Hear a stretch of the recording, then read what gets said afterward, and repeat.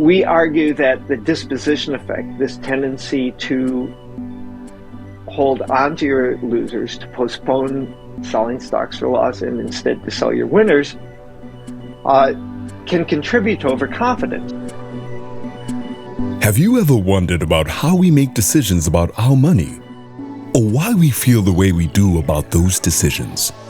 Welcome to Nudging Financial Behaviour, the podcast that aims to help you understand how and why you make certain decisions about money. Presented by Dr. Giselle Willows, an expert in behavioral finance.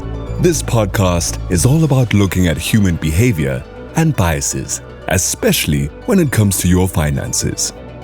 You can catch the series on YouTube, the Nudging Financial Behaviour blog, or on your favorite podcast platform. Be sure to like and subscribe to ensure you don't miss an episode. Special thanks to our sponsor, IG Market South Africa, a world-leading online trading provider that gives you access to opportunities across thousands of financial markets through their intuitive platforms and apps. Let's get started.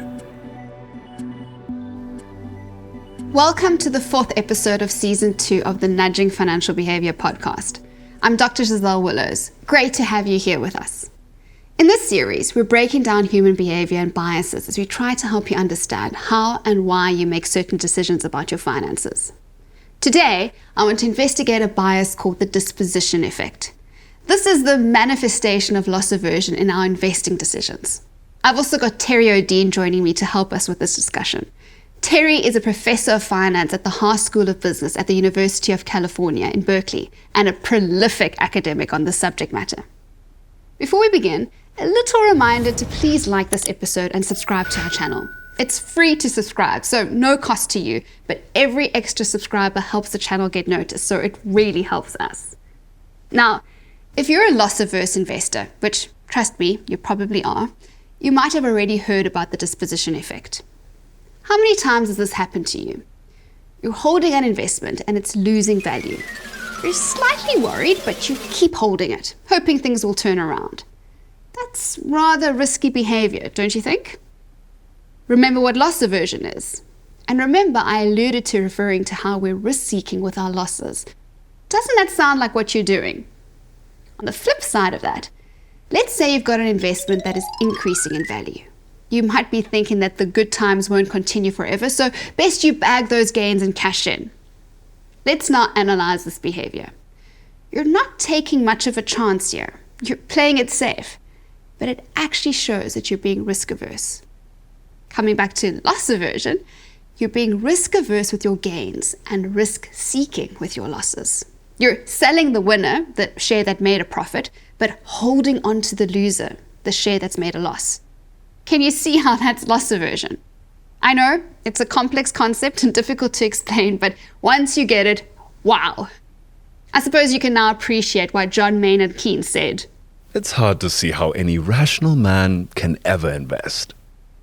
I've actually done a bit of research on this myself. Come on, I need to make sure I remind you all that I'm actually a researcher, not just a podcast host. It was an emerging market study as we focused specifically on investors in the South African market. We got data of just under 5,000 investor accounts from a South African stockbroker. But in short, we had two groups: investors acting in their own capacity and those who had the assistance of a professional investment advisor. And not unsurprisingly, we found that the investors were all exhibiting the disposition effect. But the more interesting finding is that the disposition effect was less pronounced for the investors who were working with an advisor. As I keep saying, education and awareness. And if you don't have it yourself, getting a professional to do it with you can really limit the damage that some of these biases can cause. I'm actually going to bring my guest in right now because he knows a lot about this topic. Terry Odean is a professor at the Haas School of Business, which is part of the University of California. He's also one of my inspirations for my own academic career, so this is quite a big honor for me to have him as a guest on my podcast. Terry is also a prolific researcher and author. Welcome to the show, Terry. Thank you. Before we get into our talk, I want to quickly tell the listeners the story of how we actually came to know each other. I'm not sure you'll even remember the details, but I tell my students the story all the time. So, For those that have been listening to this podcast from the beginning, you'll recall me telling the story in the very first episode of season 1 of how I did my master's in finance, where I was introduced to the field of behavioural finance. And in that process, I came across a paper called Boys Will Be Boys, a paper about overconfident men who trade too much and then compromise their returns. And then the dissertation I did for my master's was actually a replication of the study in the South African market. Anyways, fast forward 2 years, I'm in the first year of my PhD and I have a 6-month sabbatical coming up. In planning for that sabbatical, a colleague encouraged me to do a research visit abroad to get some international experience. He told me to find a course abroad or contact a well-known academic in my field of research. I don't recall giving it too much thought at the time, but later that week, I distinctly remember it being a Friday night. I was home alone, probably had a glass of wine, and I suddenly thought, wait a minute, Boys Will Be Boys by Barbara and Odean. I should contact them. Now, I'm not quite sure why I started to Google Odean and not Barbara, but nonetheless, I found Odean's staff page and I sent him an email explaining who I was, what I was doing, and if it was possible at all to do a research visit. Truthfully, I was expecting this email does not exist or for a mail to just be ignored. But within 30 minutes, I can still remember exactly where I was sitting. I got a response saying something like, sure, get in touch with whatever office it was and we can arrange something for you. Like, wow. A few months later, I was on a plane to Berkeley where I met the Terry Odean. Well, I remember meeting you. I don't remember our email exchange. I know, because we were having dinner one night where you asked me, how exactly did you arrange this research visit? And I relayed the story to you and you were a bit perplexed, as you are now again, telling me that you never respond to emails like that. So I clearly caught you at a good time. Yeah, I'm usually late responding to emails, and I'll go through my old email and say, oh my gosh, I forgot that one and that one. So most of my emails begin with an apology for being so slow in responding. I guess you just got lucky. I definitely got lucky, and I'm glad I did. So I always tell my students, people can sometimes surprise you. Take a chance. You never know what might happen. But anyway, let's get into our subject matter for this episode. We're talking about the disposition effect. And I know this is going back in time, but your paper, Are Investors Reluctant to Realize Their Losses, which at the time of this recording is sitting on over 5,500 citations, is seminal in this area. I know it's research from a while ago, but my listeners aren't all academics and might not know it. So do you mind telling us about that research? Sure. Actually, the term the disposition effect was coined by Mayer Statman and Hirsch Sheffrin. I saw Mayer at a conference last week, and they wrote this paper and they said, people hold on to their losing investments. They tend to sell their winners. We can talk about the motivations. There's various ways that you can motivate this, but they're all kind of related. And their paper was mostly theoretical. They had a little empirical section, but it wasn't fully convincing. They didn't really have the right data to show this was true. And I read their paper and I thought about my own experience when I used to trade stocks before I was an academic. And I thought, well, that's what I did. And I was in a class taught by George Ekerlof, who later won Nobel Prize in economics. But I was sitting in a class that he was teaching to PhD students on macroeconomics. And he said, those of you who are thinking of writing empirical papers, don't just go and find some tired, worn out data set that hundreds of people have used. Find a question that you want to answer and figure out what data you need to answer that question and go get it. So I started ignoring the rest of the lecture and thinking about this. And I thought, well, I just read this paper about the disposition effect. I'm sure it's true. Most people, they hold on to those losers. They tell themselves it's going to come back. It's not a real loss yet. And they sell the winners and they feel good. And I started thinking, well, what data do I need to show that this is what people really do? And by the way, the standard theory in financial economics at the time. The assumption was people behaved in the opposite way because it was more tax advantageous to, what did I just say? It's more tax advantageous to sell your losers, but people sell their winners and hold on to their losers because they feel good selling the winners. They feel bad when they sell for loss. So I decided, well, I'm going to get data on retail investors. And I called up a local stock brokerage firm and realized I wasn't going to get anywhere doing that, just calling. So I wrote letters to probably 20 brokerage firms, and I think I got 4 replies, all of which were basically said no, and the other 16 just ignored me.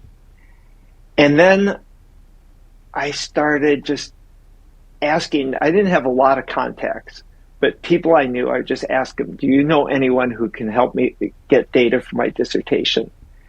At one point I was at a party and a guy said, well, no, but I was just at a private school auction, and I bought the right to play tennis on the private tennis court of the president of a brokerage firm. And the guy said, I didn't even play tennis. I just thought I should buy something at the auction. So he gave me the certificate. I went and played tennis on the guy's court and met him, and I was supposed to come back and play again. I was going to ask him for data, but another contact worked out. And so after 11 months, I got data on retail investors, and I got their trading records, and I analyzed them, and sure enough, people hold on to their losers and sell their winners. Now, subsequently, many researchers have replicated this finding in different data sets and for different asset classes. So it's true all over the world. It's true in real estate. It's true in stocks. It's true in lots of investments.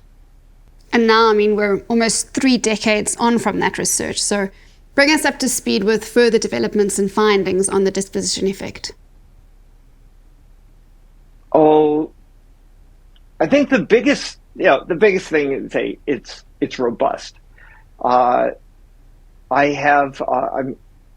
currently have what we call a working paper, a paper that I wrote with a couple of authors. We've presented it at several conferences, and we'll be submitting it to a journal in the next month or two, where we argue that the disposition effect, this tendency to hold on to your losers, to postpone selling stocks for loss and instead to sell your winners, can contribute to overconfidence. Now, you brought up overconfidence before. Boys Will Be Boys was about overconfidence, and of course about how some of us have a little more overconfidence than others on average. What my co-authors, Katrine Goodker and Paul Smeets, and I say in this new paper is that if people sell their winning investments and then go back and say to themselves, oh, how good of an investor am I? It's quite possible that many of them just sort of count how many stocks they sold for a gain and how many they sold for a loss. But if you're selling your winners and holding on to your losers, that's going to give you an upward bias in what your performance is.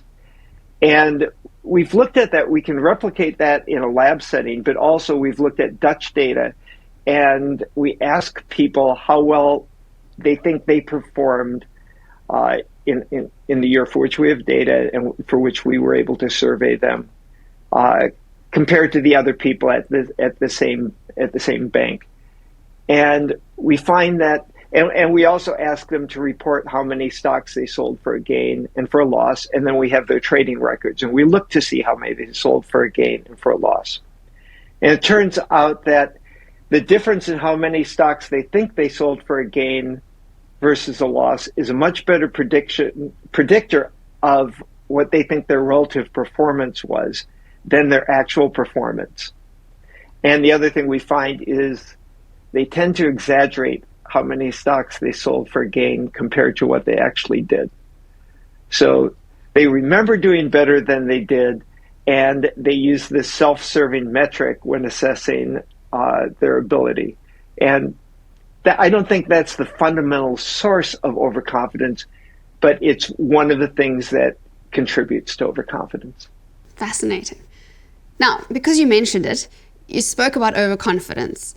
I really want to chat to you about overtrading as well. It's not directly linked to the disposition effect, but selling winners, like we discussed, can lead to overtrading. And if anyone has to go look at your research output, they'll see a lot of work on overtrading, right? Trading is hazardous to your wealth. Do investors trade too much, amongst others. We know overtrading is perilous, but just in case my listeners don't believe me when I say that, please share some of your findings so that we can really convince them. Sure. So one of the things, when I got the data, I was getting it to analyze, to see if there was a disposition effect. But now I had the data. Actually, I can remember I was giving a ride to Richard Thaler, another behavioral economist and one who won a Nobel Prize recently. And this was probably 30 years ago. And I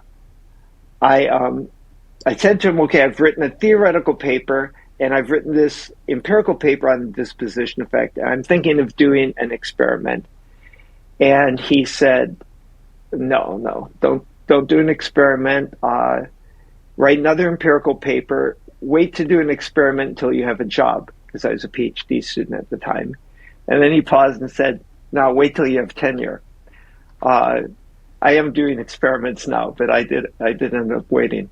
So I decided, okay, I'd written a theoretical paper about what happens in typical academic finance models. What happens in the model if you make a little twist and assume that people think they know more than they do? So the standard models always assume that people are hyper-rational. They are well calibrated. They know a lot. They always make the best possible decision given the information available. And so in my theory paper, I said, okay, I'm just going to make this little change of assumption.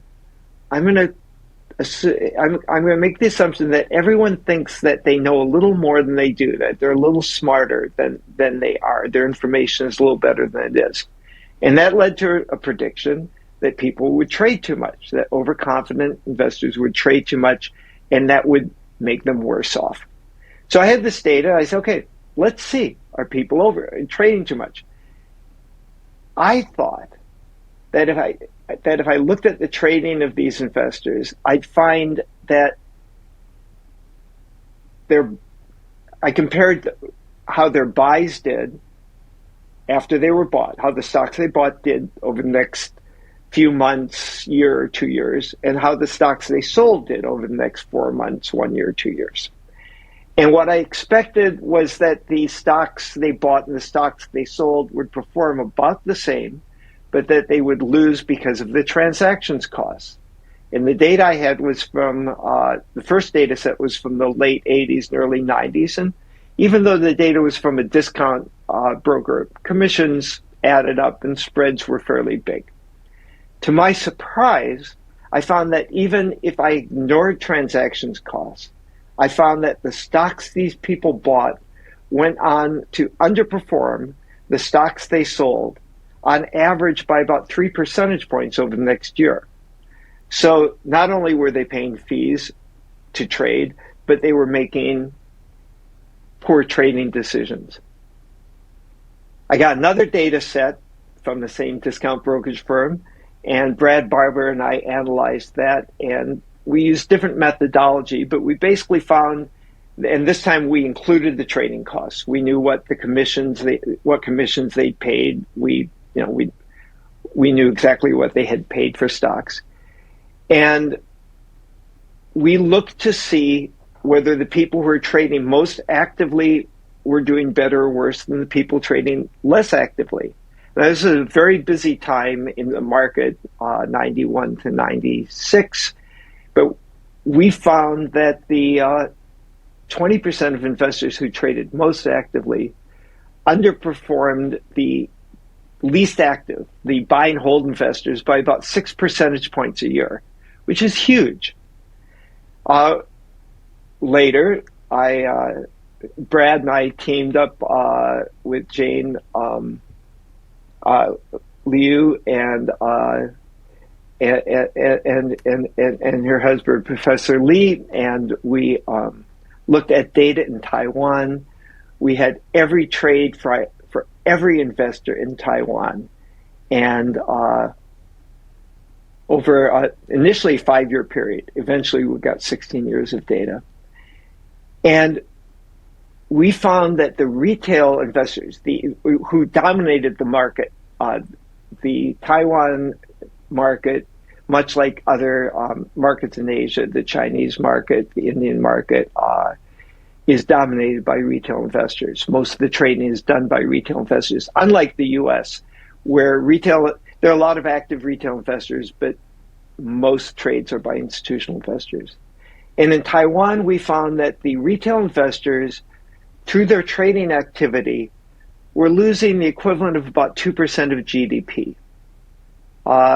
It was costing them in the neighborhood of 4 percentage points a year to trade. Now that included commissions. There was a transactions cost. They were making poor stock decisions in terms of which stocks to buy and sell, and they were even losing money on market timing. When in aggregate the retail investors put money into the market, it tended to do less well over the next 6 months. So we have other papers, but So how do we stop doing this, overtrading? Well, I've 2 related suggestions, and I teach personal finance to big classes of undergrads. I'll be teaching 600 students tomorrow, and what I tell them is when they're saving for retirement, they should simply buy and hold low-cost mutual funds, generally what we call index funds. Find funds that have very low fees, which is quite possible these days, and just hold them. And if you find that you just really enjoy trading, tell yourself, okay, this is entertainment. This is something I enjoy doing. This is not my long-term save for retirement. And take an amount of money that you can afford to possibly lose much of, set it aside in a very separate account, and play with that. It's probably better than betting on sports, but it's probably going to be more expensive than going to the movies. Useful tips and wise words from a teacher when you're an undergrad. So that's overtrading. If I now bring it back to the disposition effect, how do we train ourselves to realize those losses? Anyone who knows me will know that I love saying it's only a paper loss, meaning it's only a loss if I actually sell, but I really should rather sell. Sure. So this came up at the conference I was at last week, where I presented the paper about how the disposition effect can lead to more overconfidence. And one of the audience, members of the audience, asked exactly that question. And we had a little discussion because this particular audience was mostly professionals, money managers, some financial advisors. It was for the Journal of Investment Management. And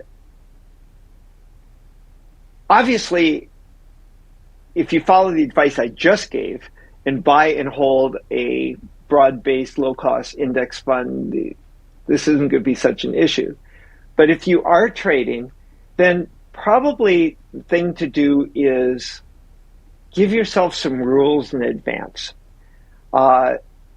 One typical rule is that sometimes money management funds will have for a new managers. They just say, if you buy something and it drops 10%, you have to sell it. And I heard a different rule when I was at the conference. These days, unlike in the past, these days commissions and spreads are actually very low. So an institutional trader, if they're not moving too big of a position, can trade pretty cheaply. And what one of the money managers at the conference said is, he tells his traders, you sell it. And then you ask yourself, do I want to buy it back? So it's an interesting question, because once you've made that sale and just said, okay, it's done, you don't own it anymore. Now, do you want it in your portfolio? It might be a little expensive to routinely sell something every day and then buy it back. But at the very least, you should be saying to yourself, if I didn't own this right now, and admit you're not very happy about the fact that you own it, and you wish you didn't own it, and because it's lost money, and you're thinking, I never should have bought it. At least that's been my experience. I had a couple of memorable experiences with the disposition effect before I was an academic. And I remember really regretting that I'd ever bought something, but I couldn't bring myself to sell it. But, if it weren't my portfolio, and then you say, is this something you'd like to buy? And the answer would be no. I really like that. I mean, it's really interesting. As you're saying it now, I'm thinking of some things that I earn, and I'm going, would I buy it now? And the answer is no. It's quite illuminating when you frame it that way and think about it. Thank you very much for sharing all your research with us and all your insights on this topic. It's been an absolute honor to get your wealth of experience in the area and share it with the listeners. And a real extra personal thank you for the supportive role you've played for me in my personal academic career. I really appreciate it. Well, thanks for inviting me, and it's been a pleasure to see your career blossom and grow. You've been great. Thank you very much. That was a very special interview for me. Terry Odean has always been such a big influence in my career. But now it's time to get on with the podcast. The disposition effect is really a great practical way to see how loss aversion can impact your financial decisions. Just to recap, when you're loss averse, you become risk averse with your gains and risk seeking with your losses. Okay, I'm going to break it down for you once more because I really want to make sure you understand the concept. You've got a share that's made you a profit. Suddenly, your loss aversion kicks in and you start to fear that you'll lose that profit if you hold onto the share. So, you sell it and hold onto your profits. Even though there's a chance it could have made you some more profit if you'd held onto it for longer, but you're not willing to take that risk. Now, on the other hand, I said you become risk-seeking with your losses. So, you have a share that's made a loss for you. The thought of selling that share and accepting that loss as final is painful when you're loss averse. So you're actually willing to hold onto that share despite the chance of it making further losses. And yes, there's some regret avoidance tucked in there too. This is a bias that's pretty self-explanatory. If you've ever regretted doing something, you're human, and you'll know that the feeling of regret is unpleasant and one that we'd rather avoid at all costs. So we make decisions to minimize regret. We don't want to regret not bagging those gains, so we sell quickly. Now, when you hear the term disposition effect, many investors might know that this is what it's referring to. Selling your winners and holding on to your losers. But now you know what it's actually all about. It's all got to do with your loss aversion. Human nature really can be strange, and it can be so difficult to spot biases at play in our own behavior. I hope you've been able to wrap your head around the disposition effect. It's a big one if you're an investor. Now, we're still not quite done with our discussion on risk aversion and loss aversion. In the next episode, we're talking about impression management, which is shifting things around and looking at how we can use loss aversion to our advantage.